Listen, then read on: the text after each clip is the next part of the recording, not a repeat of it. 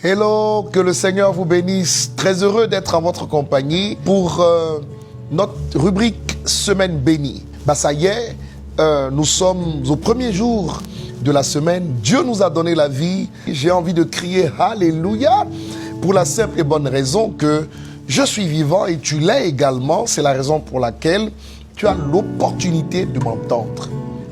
Proverbe 4, 23 me vient tout de suite à l'esprit et ce verset dit ceci: garde ton cœur plus que toute autre chose, car de lui viennent les sources de la vie. Le cœur, c'est le siège des pensées. Tel un homme pense, tel il est.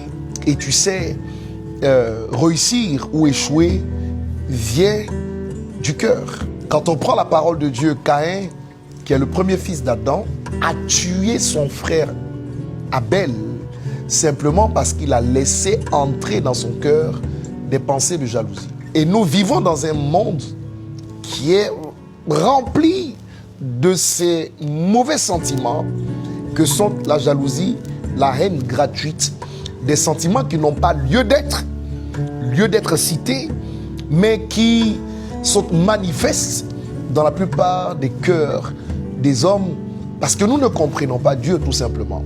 On ne peut pas être jaloux d'une personne qui a un plan de Dieu différent d'une autre. C'est un manque de connaissance que d'agir de la sorte. Et le problème justement au niveau des hommes, c'est le fait de penser que une fois que Dieu bénit une personne, cela pourrait être un problème parce que la bénédiction de l'autre viendrait soustraire à ce qui nous a été réservé la portion de grâce. Mais il faut juste comprendre que Dieu a la capacité de vous donner à vous une portion de grâce, de donner la même portion de grâce à quelqu'un d'autre, sans que cela ne puisse être diminué à son niveau, parce qu'il est l'incarnation de la grâce.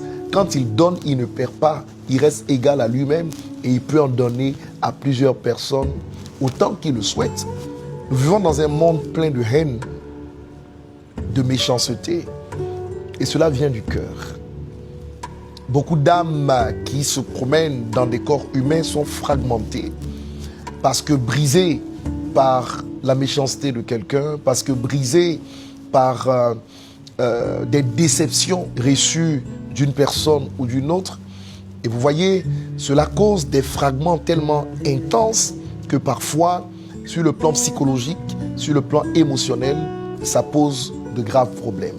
J'ai envie de vous dire que Dieu nous recommande de garder notre cœur plus que toute autre chose.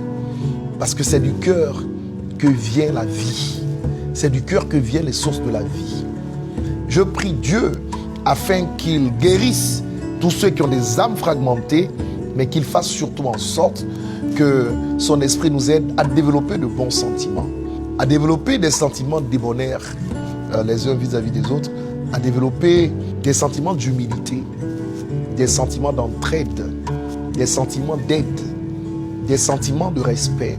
Que Dieu t'aide, que Dieu m'aide, que Dieu nous aide à préserver nos cœurs de tout ce qui est sentiments néfastes, pour que nous puissions, par le développement de bons sentiments, améliorer notre monde et améliorer notre environnement.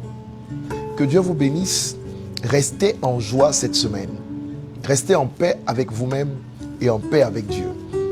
Que le Seigneur vous bénisse. Bonne semaine à tous et à toutes. Que la faveur vous accompagne et surtout que vous soyez rayonnants de joie et de paix. Au nom de Jésus. Amen.